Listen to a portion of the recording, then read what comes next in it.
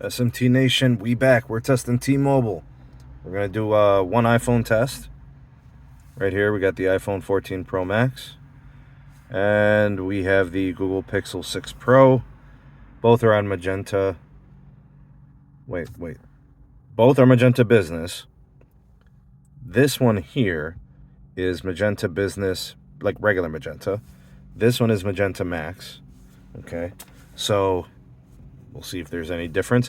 We're testing 5G UC between the iPhone and the Google phone to see if there's much of a throughput difference. We'll start with the iPhone first. Had it for about a week. So far, so good. I'm enjoying it. I do think that there is a modem update that is needed to make it a little bit better, at least for usage on Verizon and C-band, compared to the 13 Pro that I was using for the last year. Anyways, I want to give you guys a little bit of context. There's a T-Mobile site to my right, and then there's a T-Mobile site to my left. Both are about a mile away. So we're smack dab in the middle. I do not know which one we are connected to. I'm assuming maybe the one to my left. I don't know. All right, here's your results. 39 ping, 2 jitter, 266 down, and then 6 up. Let's go ahead and test the Pixel 6 Pro to get a little bit of an Android angle. Like I was saying, I wanted to test it at some range. A lot of people looking to kind of see how it performs on edge cell and what kind of difference it makes, whether you're a half a mile or a mile away. But I'd say this is a pretty good test here. And then you guys get the perspective of like Android life, like with a Pixel versus an iPhone. So you get to kind of compare the range differences and the capacity and the throughput differences. All right, 40 ping, 2 jitter, 217 down, and 9 on the up, almost 10. So downlink better on the iPhone, and then uplink better on the Google phone. Okay, let's go ahead and give them let's do another test actually. Let's go fast.com for this one. We'll do the fast.com for that one as well. No, hold on. Don't get crazy now. I don't want to run two at the same time, right? Come on. All right, so we'll run that one after. All right, so the first one we're running is 5G UC iPhone.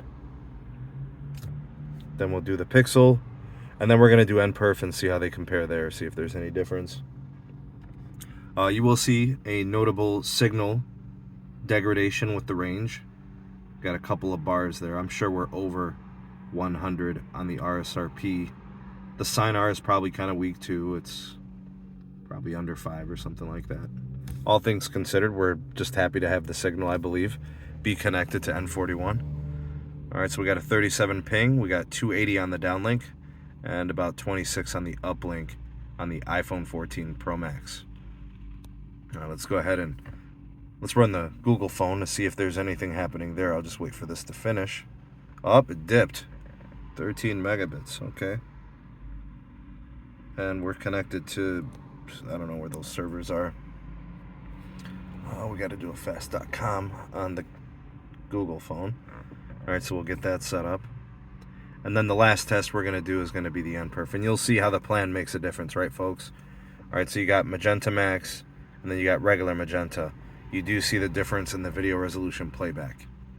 Now, if video resolution playback doesn't matter all that much to you, if you're good with like 480p, maybe 720p, then maybe you want to just save a little money and go with a Magenta plan.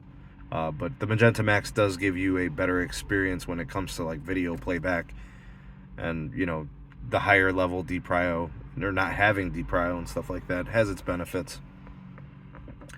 But either way, I think it's fine. I don't really see much of an issue. Maybe to the video resolution snob, it might make a difference. Or maybe you want more hotspot data. That's a possibility too, right? 2.4 megabits down, 44 ping, 15 on the uplink there. So comparable on the uplink and the ping time, the difference in the downlink because of the plans. All right, we'll go ahead and run the NPerf. And let's see here. We can go to run test again. Full test. And I do like the NPerf. You get to put the network to the test for tasks. All right, we still are on 5G UC. So the first phase of testing, you get the speed testing. So it'll do latency, it'll do downlink, it'll do peak downlink, and then average downlink, and then it'll do uplink with peak, and then also average. The latency doesn't really matter all that too much to me, only because I think the servers make a huge difference on this app. Sorry for the road noise, folks. Let's go ahead and take a look at the browsing test. You'll see 79 for Google, 87 for Facebook, 85 for Amazon, 61 for Zoom, Wikipedia there in the 80s, I think. And then now it's going to do the video stream testing. And this will do 360p first. It'll test it there. You'll see the video playback. Then it'll do 720p. And then it does 1080p. And I don't know, maybe they should add something here. Maybe if you could like manually select a 1440p test or a 4K test. I don't think 8K would be necessary, but it would be good to have those. All right, so on 360p, what do we got here? 94%. On 720p, got about a 91%. And it's finishing up the 1080p now. We'll see what that is. 86. Wow, pretty steep drop off once it went to 1080p. But overall, pretty good showing here. 253 down for the peak, and then average at 225. 15 for the peak uplink, and then 12.5 for the average. And then for browsing, we got an 81% rating. For streaming, 90% rating, and then a total endpoints at about 100,000. I would say, folks, this is pretty good. This is pretty good. We're in between sites. We're a mile away from each one, regardless of which one we're connected to. And that's good. Now, I'm expecting that maybe for like the homes that are over there or something like that, that are in this neighborhood back here behind these trees, or the businesses and the homes behind me, this could be trouble because they might not get the 5G UC. But I will say that the signal might improve on N71, and it could lead to better performance relative to the uplink. Possibly. I don't know. Or they might lose the 5G UC signal and then they're stuck on low band and it's not a very good experience. You never know. But anyways, I think it's pretty good testing. Cell tower density is probably good enough in this case. It's not a heavily densified area. It's a very suburban area. I think it's good enough here. All right, so you guys tell me what you think of the testing. Tell me what you think of the downlink throughput, the uplink throughput, the latency. What do you guys think of the performance on the apps? Comment down below. You all are the voice of the people, the SMT Nation. Let your voice be heard. Like, share, subscribe for more, and then turn on the bell notification icon to never miss an upload. The join memberships are now open. If you guys want to take your support to the SMT Nation one step further and support your favorite creators, you can do that and get early access to videos and exclusive content and other perks not found anywhere else. Links in the description for my Twitter, my Gmail for business inquiries, and my Patreon page. All right, take it easy. We'll see you guys on the next one. Peace.